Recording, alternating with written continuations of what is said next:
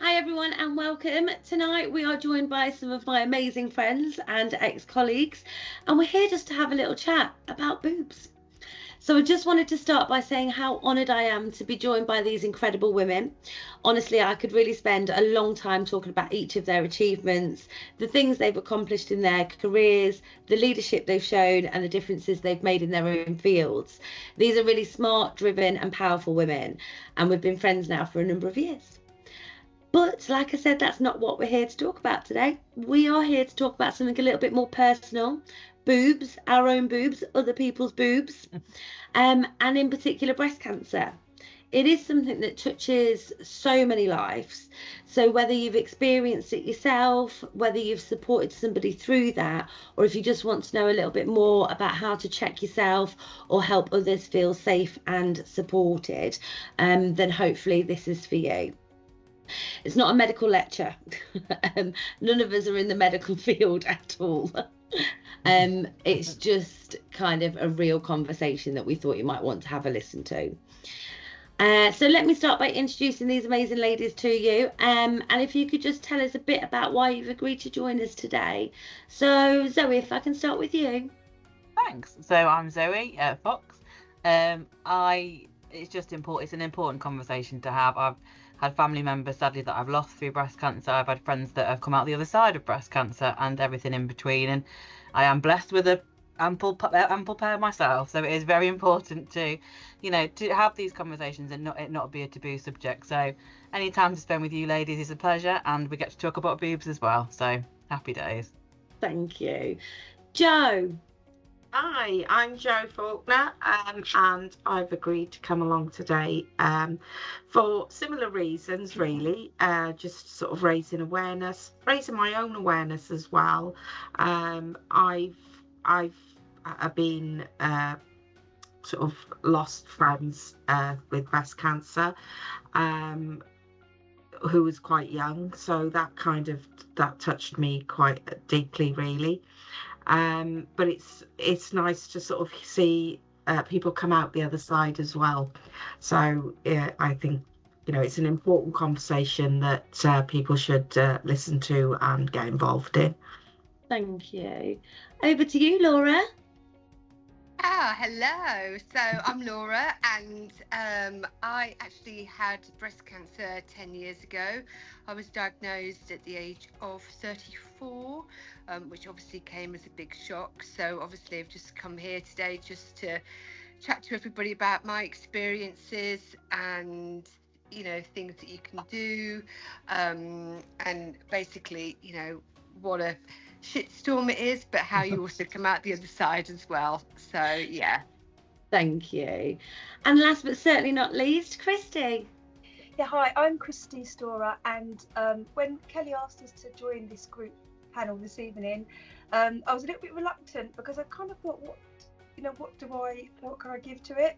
But I own a pair of boobs as well, as a female, and I just don't think you get enough opportunity to really talk and interact about these sort of taboo subjects when you get the chance to speak to other friends, and really get something out of it and share your experience, and hopefully take away some really good advice, sort of practical advice, but also tips for sharing with our family and our friends to try and make sure that any diagnoses are picked up sooner rather than later, and that people have got the chance to come out the other side.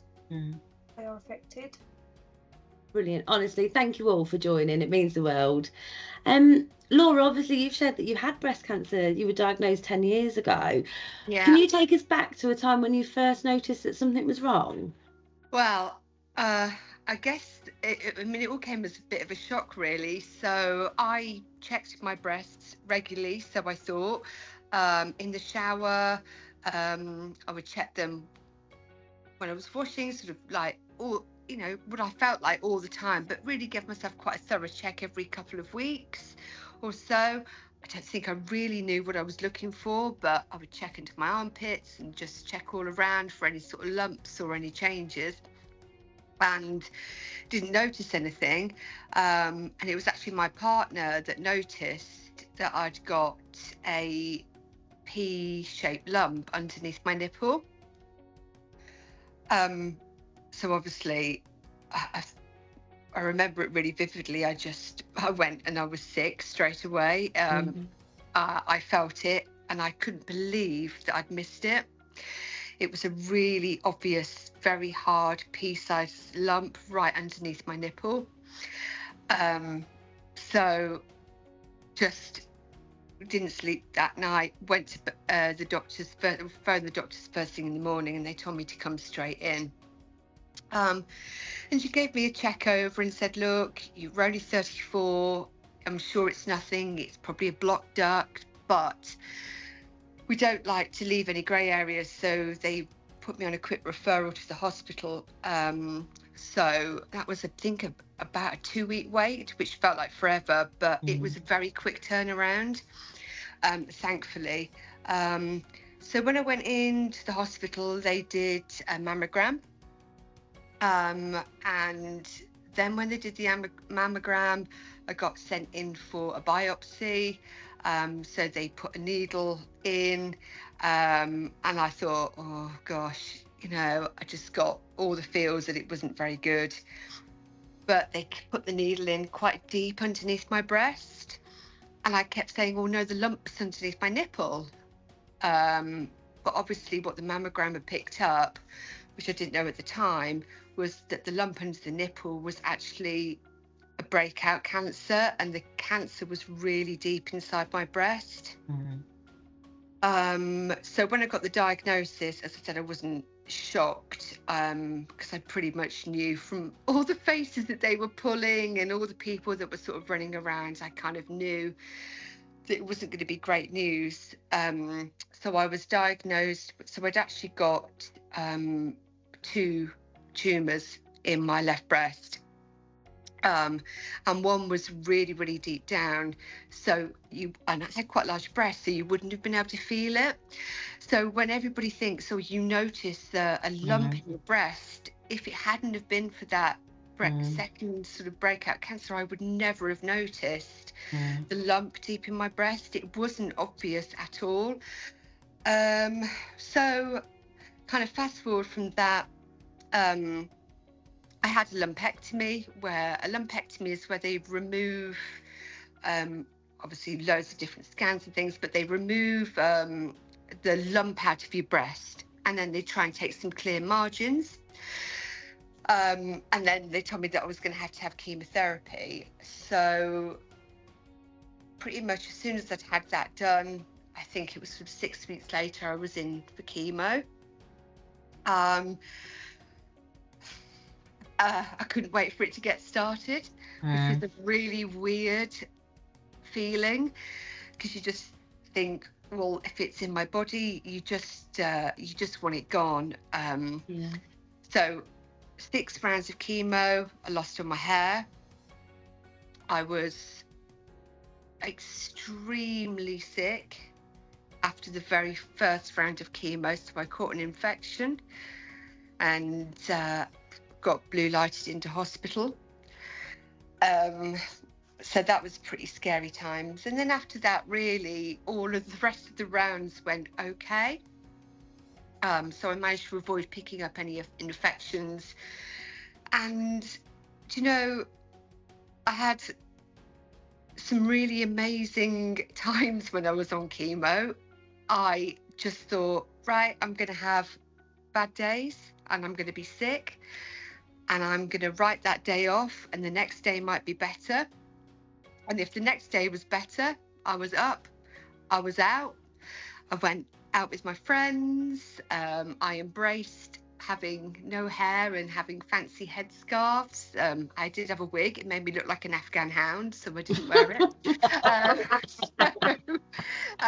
So I just had lovely like fancy headscarves and things, and just made the most of when I was feeling okay. So after that 6 months, I went back in and they did some more checks, and basically the chemo hadn't worked. So it had all been for nothing. And I'd also got some lymph node involvement as well. So that's one of the other things. If you have lumps or pains in your armpit, that can be a sign of something untoward in your breast. So that's always something that you never think to look for. So I had my lymph nodes removed, and I had a bilateral mastectomy. So they removed both of my breasts, and that was on the 1st of December. So, yeah, kind of a whirlwind, and it all happened really, really quickly. And then all of a sudden, that was it. You know, I'd had my breasts removed, got no hair, I'd put on so much weight from all the steroids and also from that had been also forced into an early menopause. Yay! Oh, Laura. So, am I selling it? You are. Do you know what? Thank you so much for sharing. You've touched on some really important things, Laura, and if you don't mind, I kind of think that breast cancer can affect your body image. It can affect your mental health, your relationships, your work life. Like, if you're okay to share, how was that experience for you? It was pretty horrific because it's a very selfish journey. I didn't have children. I haven't got children. So I didn't have to worry about anybody else. Yeah. I didn't have to put on a brave face. I didn't have to think, oh, I've got to pick the kids up from school, or I've got to be normal mummy. I could just be very, very selfish and just focus on my own recovery. Body image wise, about physically sick,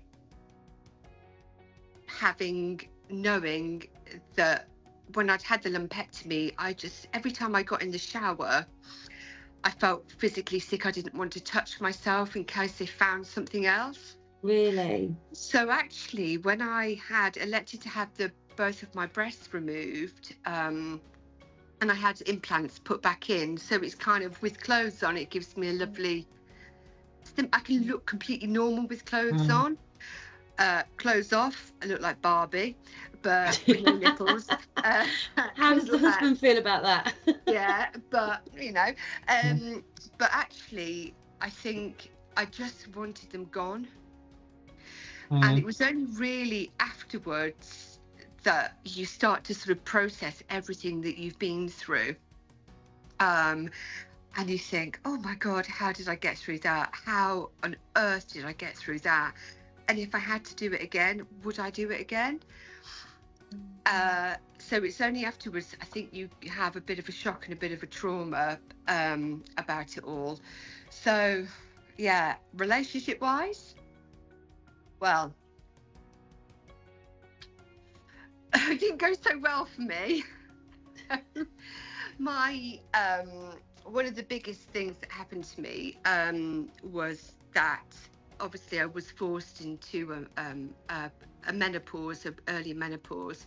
So it wasn't a gradual thing. It was like bang, overnight in the menopause, and you're on all these drugs that they say you've got to take, tamoxifen and things, and Zoladex, that keep the chances of the cancer returning. They obviously limits the chances of the cancer returning. So mentally and physically, I was in an absolute state. And it wasn't long after I'd had my mastectomy that my partner at the time actually ended our relationship. Really? So, yeah. And I think it was so difficult for him. I wasn't the person that he'd supported me through everything. He'd been absolutely fantastic through everything, but just the aftermath and my sort of mental health and rejecting everybody and not being able to cope with all these menopausal symptoms, the rages, it was just impossible. So he actually ended our relationship, and we ended up by separating, which is really, really common. Yeah. So I've got a group of friends that I met as a support network from all over the country. They were all young women going through breast cancer at the same time. And a lot, especially as younger people, but you lose your libido, you have no sex drive, everything just goes. And many of us, our relationships broke down after, you know, you'd gone through all of the treatment, which I think is something that probably shocks most people.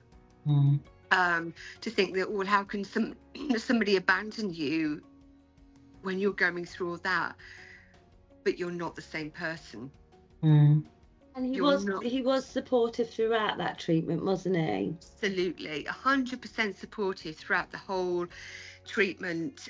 But then when I came out the other side, I feel like I changed as a person, and I wasn't myself. And I think for me, the more difficult thing to cope with was at 34, going through all of the menopausal symptoms afterwards, getting used to the changes in your body. Okay, you kind of live with that. You can live with that because it's gone, and it's a physical sign that they've removed your breast, that that's gone. It was more than sort of the mental side of everything that went with it. And I think being a younger person, I 100% was not prepared for that. In the slightest. No. So you touched on that support. How we've all got gentlemen in our lives at the moment. How is the best way that they can offer support, do we think? I think it's really difficult, because I think generally when you've got a partner in your life, they're fixers. If something's going wrong with their other half, they want to fix things for you. And that is, you know, that's what they feel that their role is, but they feel very much out of control. So for me, it was little things like just making sure that they came to appointments with me with a clear head, so that they could, when I was just going, oh, I can't take it in, they would be making notes, they'd be able to take things in for me. It was little things like making sure that, you know, even little things down to the fact that, you know, keeping the house tidy, keeping your friends informed about and your family informed about how you are. So almost being like a bit of an admin, because you get bombarded with so many well wishes, and you physically cannot respond to anybody. So one thing that my ex-partner was brilliant at was just setting up little WhatsApp groups and sending messages to people just to say, right, this is what's happened today. You know, this is what's happening next week. Any questions, field them, you know, would get fielded to him. So I didn't have to deal with that constant reminder or constantly feeling like I had to respond and reply to people. But it really was just the small little things like tidy house and, you know, cooking the food that you feel like eating, because you when you're on chemo, your taste buds go and you don't want to eat things, and you could fancy one thing, and, you know, just not getting stressed about anything. And also just that sort of giving lots of quiet time and affection, and not making, because you feel guilty as well. You feel guilty that you're putting all your loved ones through this awful experience, and there's not much that they can do. So, you know, just not making your partner feel guilty if you're ignoring them, or if you're you know, I kind of guess that's really the best way that you can be supported, and just try to be as practical as possible, but just take the lead from the person that's going through it. Yeah. And be Amazing. mindful that they'll be very contrary as well. Yeah, absolutely. I think, Laura, you mentioned earlier about the importance of kind of making sure that you check yourself. And I know just before we started recording this, we did talk about the fact that men can get breast cancer too. It is a lot rarer, isn't it? But there are cases of that. I think it goes undiagnosed as well because of how rare it is. So it's often found slightly later in the men too.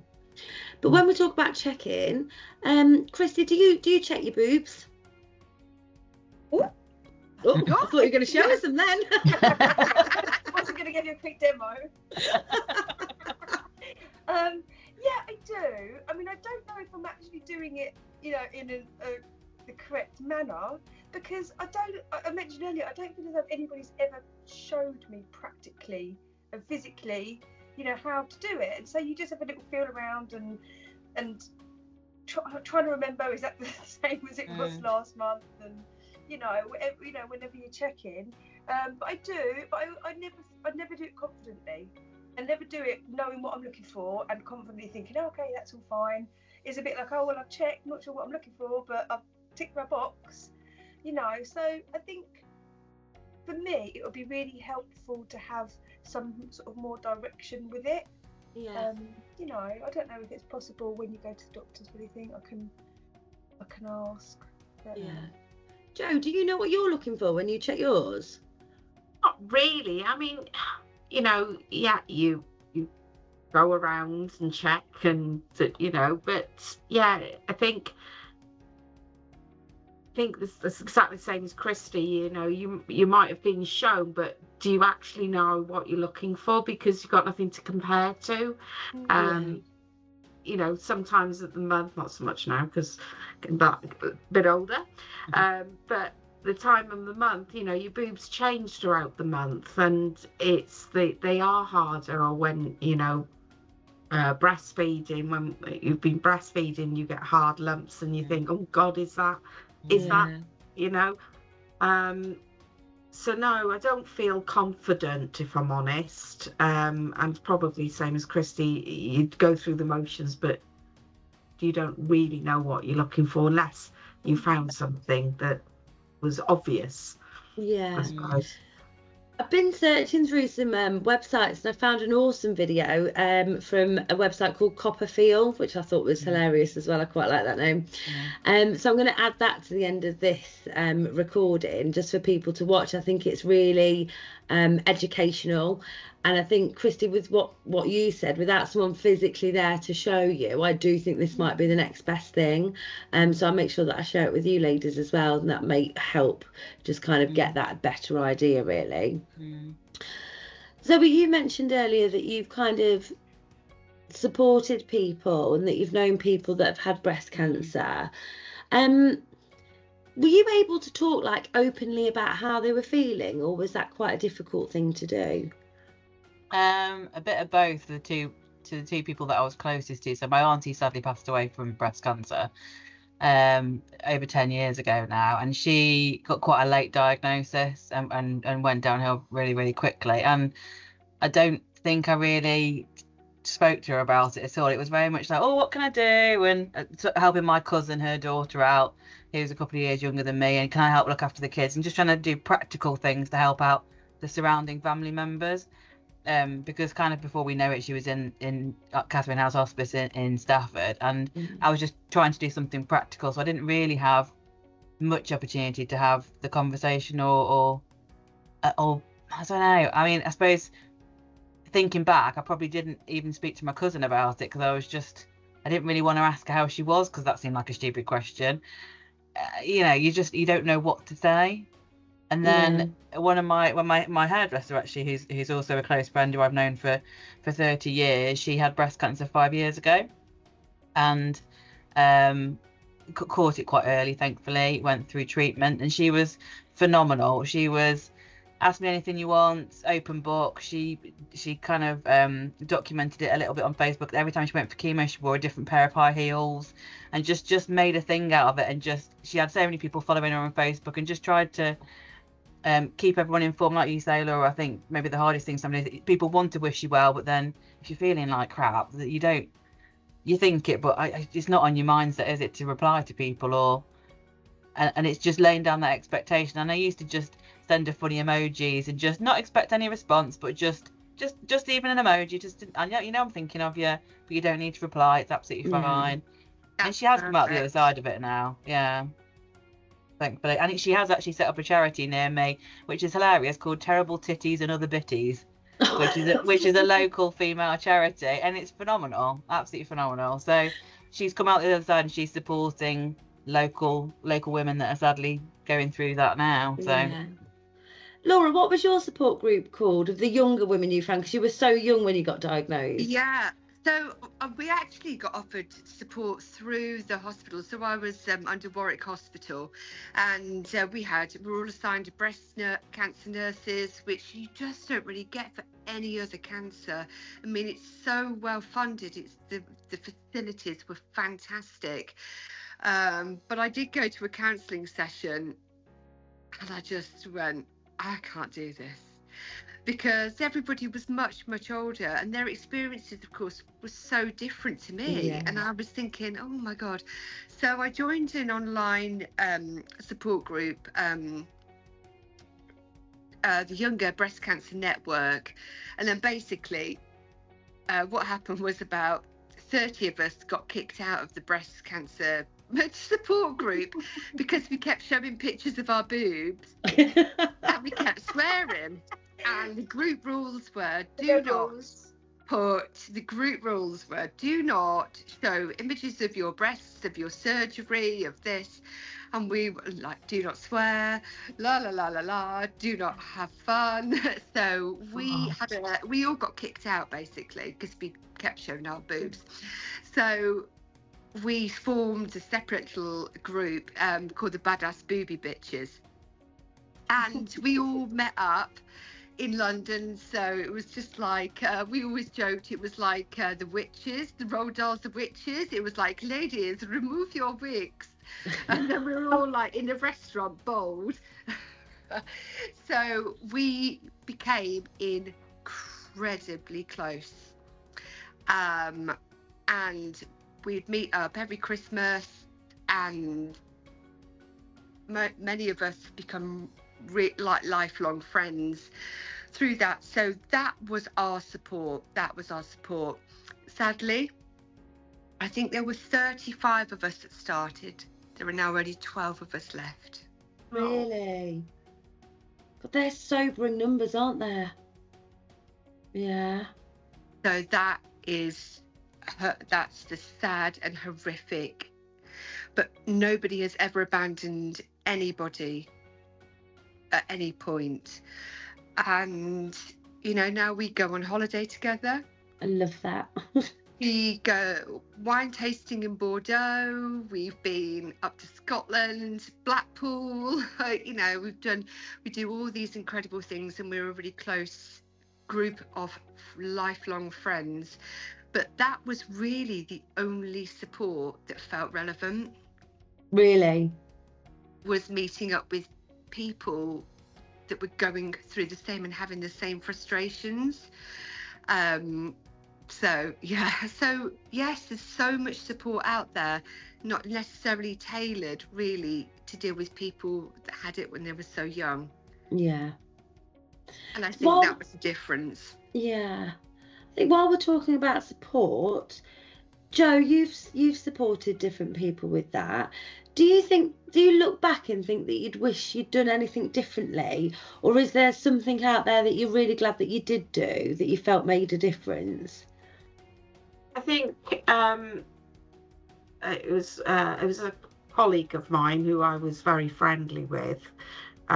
She got diagnosed with breast cancer through she was having treatment for something else, and she got diagnosed, and she was quite not a secretive person, but she was didn't really talk about herself very much, and she was quite closed, so not many people knew for a long time, but she did confide in me, because we were quite close.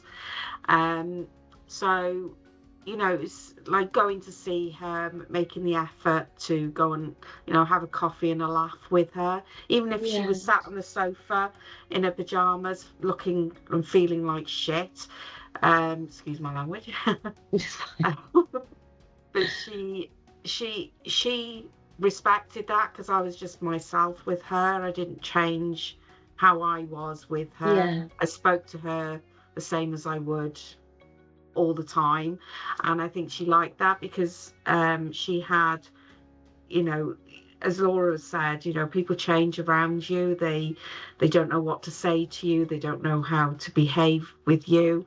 And her husband was almost incredibly supportive, but then his way of coping he wasn't making it about him, but he became, I wanted to go and walk for breast cancer. I want to do this. I want to raise awareness.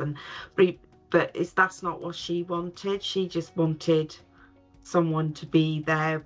And so I think I'm glad that I behaved the way I did, really, just going and having a coffee with her and a chat with her and making her laugh. And, you know, she could tell me I've had enough, Joe, now you can go. And that, or she could phone me up and say, can you pop round? So yeah, I mean, sadly she did pass away, but I think she passed away in COVID, so I didn't get to see her at the end, but that was, you know, I couldn't. It wasn't that I didn't want to, it's that I couldn't. So yeah. And ladies, how do you know, when we are supporting other people, how do we look after ourselves at that time as well? Because there is a very good saying that you can't pour from an empty cup. How do we make sure we look after our own well-being? Do we? Zoe, did you manage to look after your own well-being when you were supporting people? I think back to my auntie, and I was probably more concerned about looking after my mum, my cousin, and everything else, because they were more immediately affected and sort of the closer circle. And I guess you kind of just reflect afterwards, don't you, about, gosh, how did I feel during that? And God, you know, you feel like you've been, you know, hit around the face with some emotional news, but you don't really think about it at the time because it doesn't directly impact you.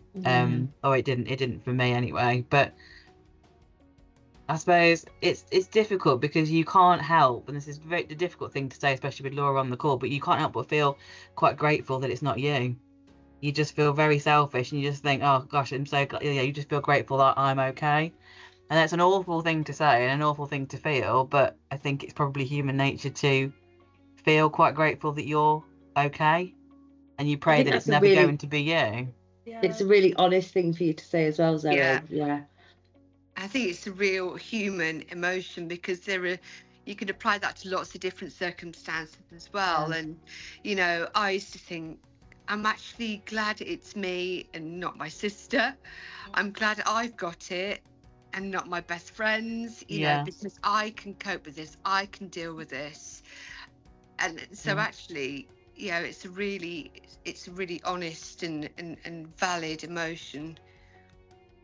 Thank you, Laura. Thanks. So Laura, just to sort of close up and end the conversation, Laura, what would you say to someone who's never checked themselves before?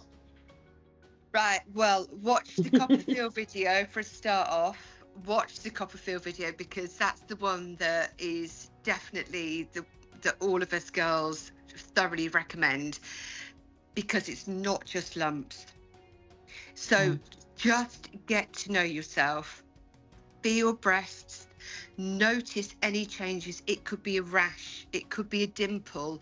It's not, everyone thinks I'm looking for a classic lump. There are so many different signs. And then if you have any doubt about anything at all, go straight to your GP and do not leave there until you've got an appointment, because they would rather have 1,000 people that walk through the door and it's nothing than have people to sit there and go, I don't want to worry, I don't want to bother.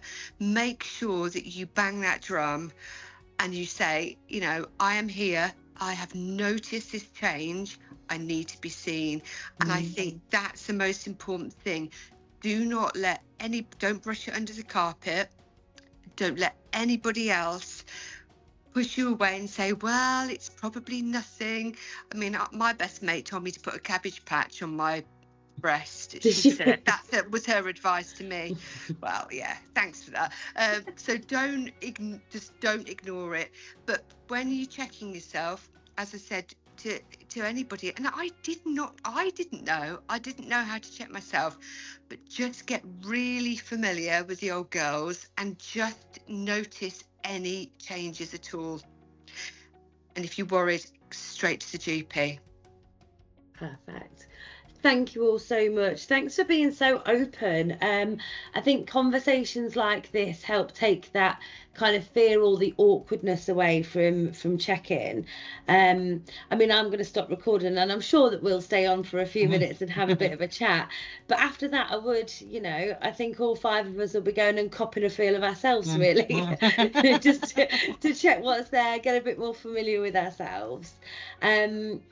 And for you guys watching, I'll make sure that video is linked for us. Thank you very much. Ladies, thank you so much for joining. Thank you. You're welcome. Thank you.